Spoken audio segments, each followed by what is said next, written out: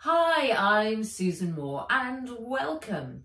Today we are going to continue with Nat's amazing adventure in Emerald Secret, the second book in my Nat Walker Trilogy for kids and everyone who loves adventure.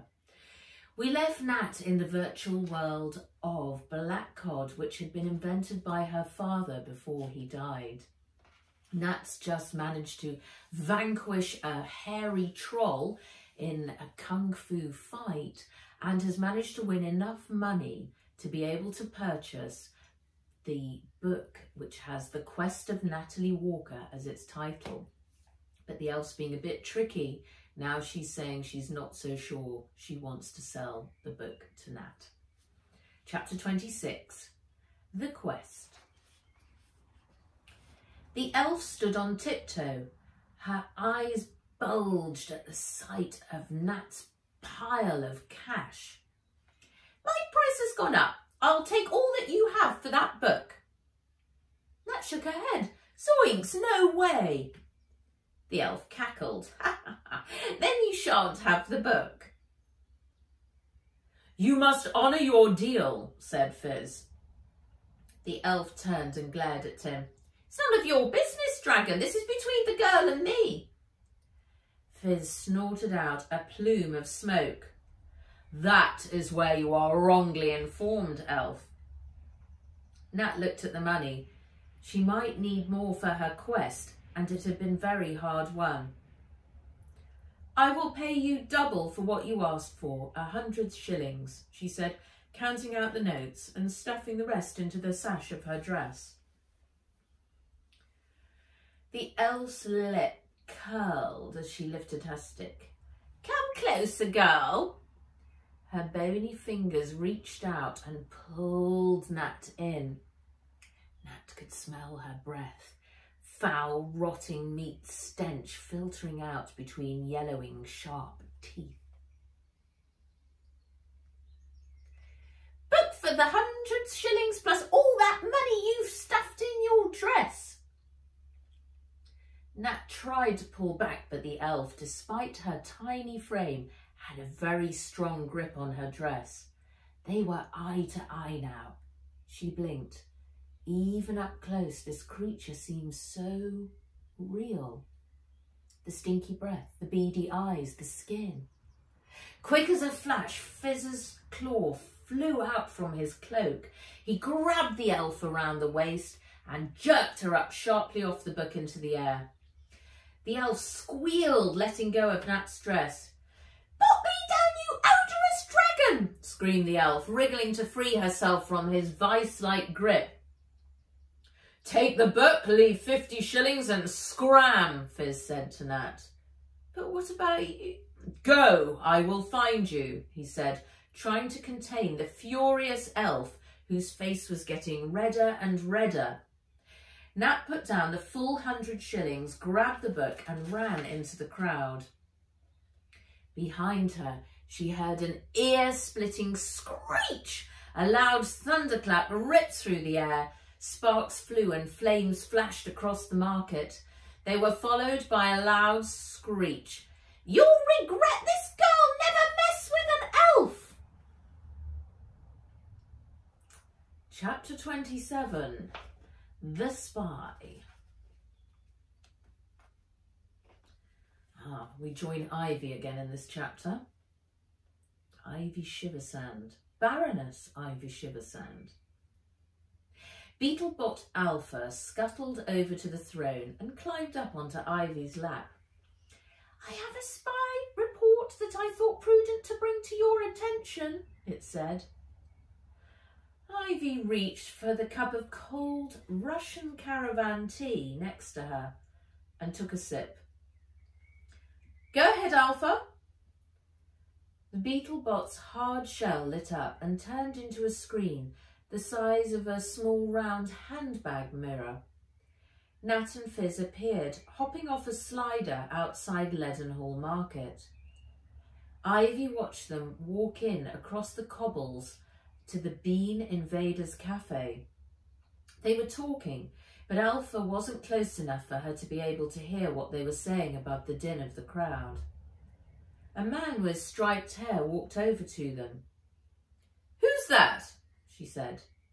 "He's anonymous, ma'am, very well cloaked and not on record anywhere online." Ivy watched them walk into being invaders, go behind the counter and disappear. "They went in and didn't come out again. I waited until the market gates closed." "Why didn't you follow them?"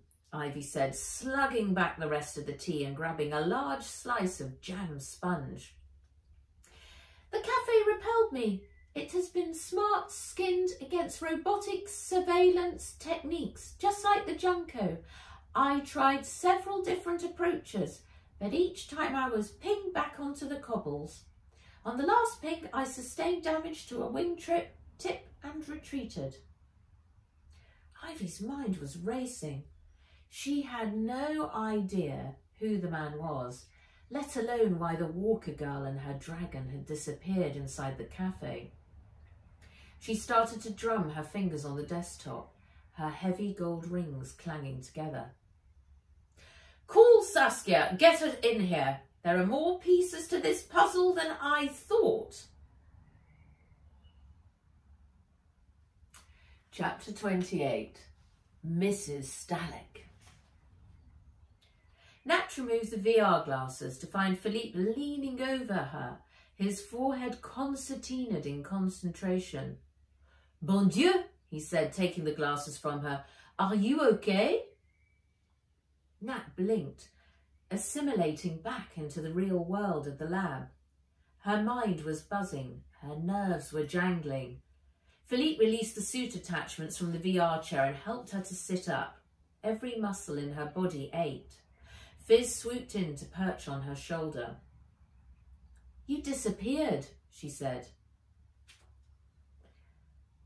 "I was ejected by that elf and couldn't get back in. What about the book?" he said. "I ran to the edge of the square and opened it, but the second I lifted the cover I blacked out and found myself back here." "Tell me all," said Philippe. She and Fizz recounted the adventure. "Ah, you are on a quest. That must be stage 1 completed. What I am concerned about is that the rest is still under construction." Nat reached for the glasses that he placed on the desk, but he blocked her. "But I want to go back in again now." He shook his head. No, you must rest, Natalie." She didn't need rest. She wanted to find out what was going to happen next in Blackcod.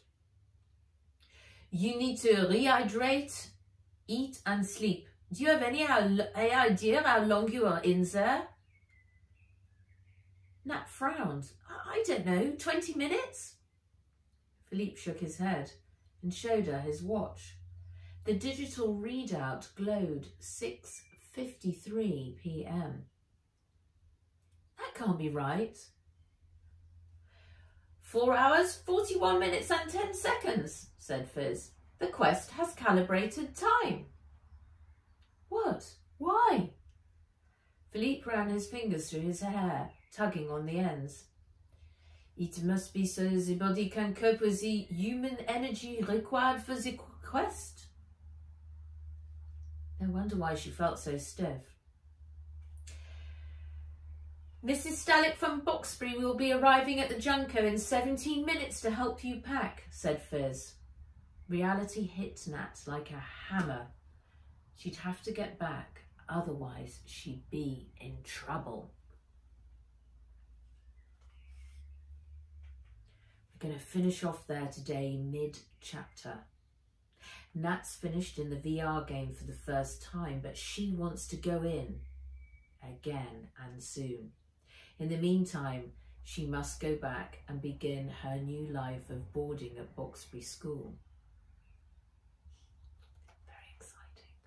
So, thank you very much for joining me again today, and I look forward to seeing you again soon. Stay well.